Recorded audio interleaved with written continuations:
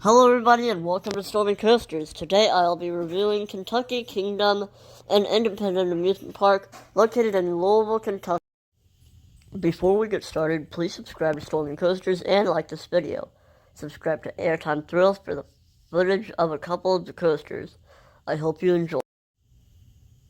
Starting off, Kentucky Kingdom is very beautiful. They have lots of plants everywhere and you don't find that much trash in the park. I must say that there isn't that much theming around the park, so don't go here expecting much theming. They have multiple great flat rides, including Fearfall, an amazing drop tower. Once you get to the top, there is no warning, you just drop. There is a small tip for people who don't like surprises. Cover your ears right now if you don't want to know when you are going to drop, but keep your ears open if you don't want to be surprised. A couple of seconds before it gets to the top, you can feel it slow down just a little bit, and that's your warning before you plummet. And Fearfall gives great airtime.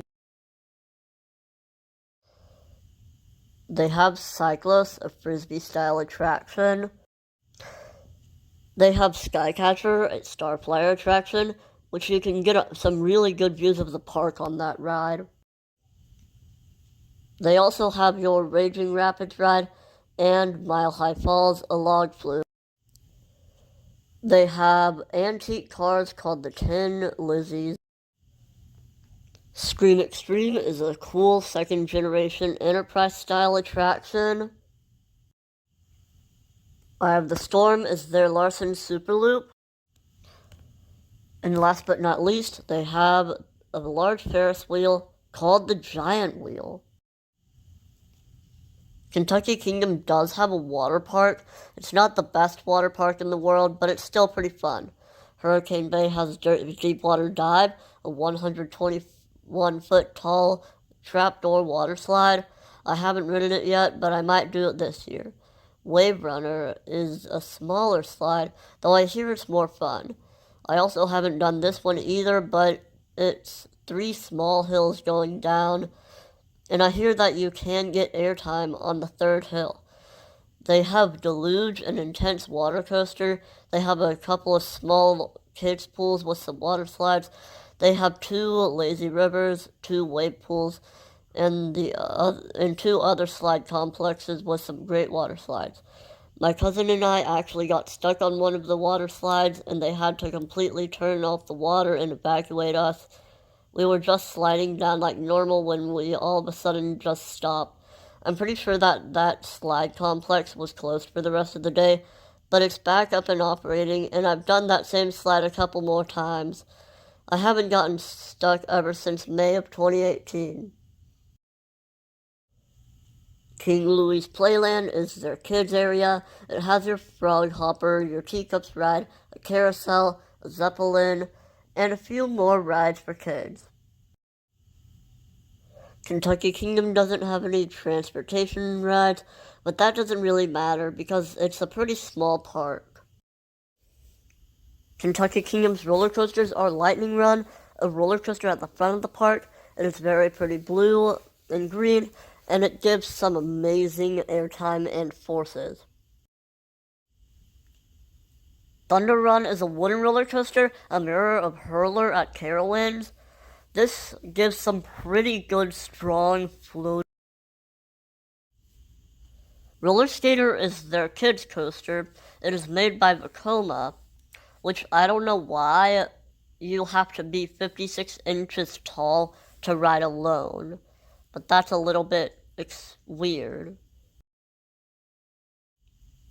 Kentucky Flyer is an amazing family wooden roller coaster by Gravity Group, which would give some small pops of floater and ejector airtime.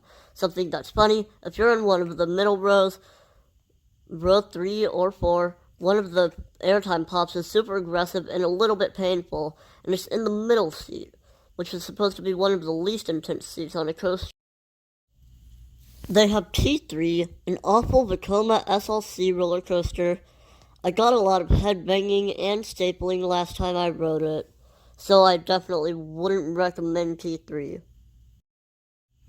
My favorite ride at the park is by far Storm Chaser.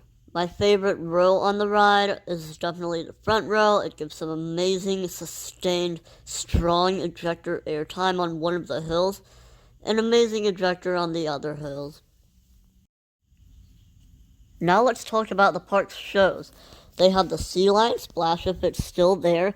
Last time I saw it was in 2019, so I'm not 100% sure if it's still operating or not.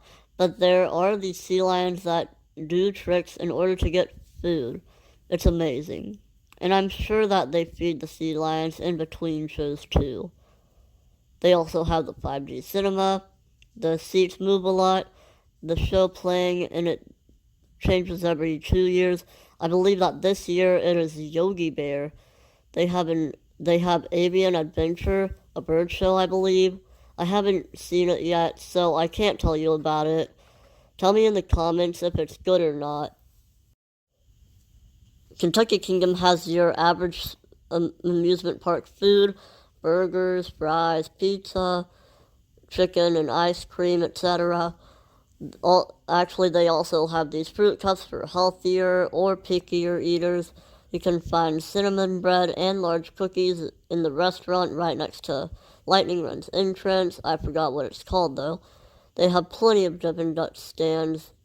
As for drinks, they have your water, your average soft drinks, Gatorade, and I believe ices. They have some great merchandise at the park, including nano coasters of Storm Chaser, Lightning Run, Kentucky Flyer, and Thunder Run. They have plenty of t-shirts of their coasters and the park name. Magnets of Kentucky Kingdom are pretty cool. They also have the stuffed animals to draw the smaller kids. Now going into a bit of the park's history, Kentucky Kingdom went bankrupt after 1 year of 1987. Then Ed Hart bought the park in 1990. Due to the success of the park, it was sold from Ed Hart to Six Flags in 1998. Though things seemed to be going great, Six Flags ended up going bankrupt in 2009, so they had to give up Kentucky Kingdom. 5 years later, in 2014, Kentucky Kingdom was opened up by Ed Hart again. In 2021, Kentucky Kingdom got bought by Herschend, who now owns the park.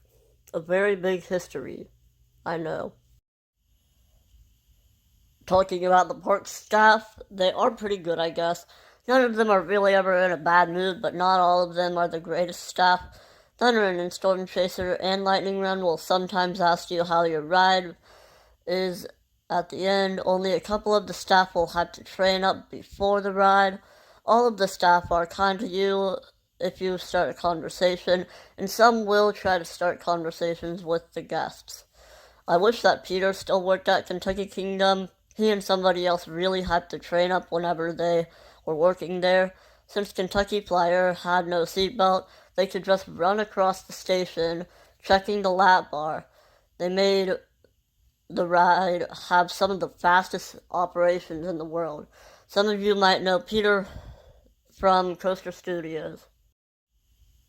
Kentucky Kingdom normally doesn't get very busy until the end of the year. The water park is normally the busiest part of the park when it's open, and when it's closed, the park is pretty much dead. Now, I have a tip to avoid the lines of Lightning Run and Storm Chaser. Once the park opens, go straight to Storm Chaser. It'll have very short lines for the first couple hours of the day. After a few hours, then you can go to Lightning Run because people from the front will now be by Storm Chaser in the water park. Though Storm Chaser almost never gets a line, and it's almost always a station wait. I'd say that Kentucky Kingdom's prices are pretty good. Their tickets were about $50 in 2021, which is a pretty good price. Their season passes are normally about $60 or $70 during the fall and winter season. Once it reaches the springtime, it normally changes to about $100. The pathways are pretty clear. There aren't really any cutoffs except for around Storm Chaser, but because the park is so small, it doesn't really bother me. Kentucky Kingdom has pretty slow operations, normally 2 to 3 minutes per ride, which can make the line extremely long really quick. They normally run one train on Lightning Run, Storm Chaser, and T3. Thunder Run and Roller Skater only have one train. Kentucky Flyer normally runs with two trains, at least whenever I go to the park. The bathrooms are pretty clean, cleaner than the average restaurant restrooms. You can find a restroom almost everywhere you go. There's no need to hold it. Some of the amusement parks nearby here are Kings Island, Beach Bend, Malibu Jacks, I guess, Holiday World, Indiana Beach, and my favorite, Dollywood. Would I recommend going to Kentucky Kingdom? Oh yes, definitely. It's a great park, and if you put it in a road trip with the parks nearby, you can pick up a lot of credits and have a great time. This definitely is a one-day park, but it is definitely worth coming back here after a year or two. That is going to end today's video. I hope you enjoyed. Make sure to subscribe to Storming Coasters and like this video, and subscribe to Airtime Thrills for a bit of the footage in this video. Comment below your thoughts on Kentucky Kingdom, and have an amazing day.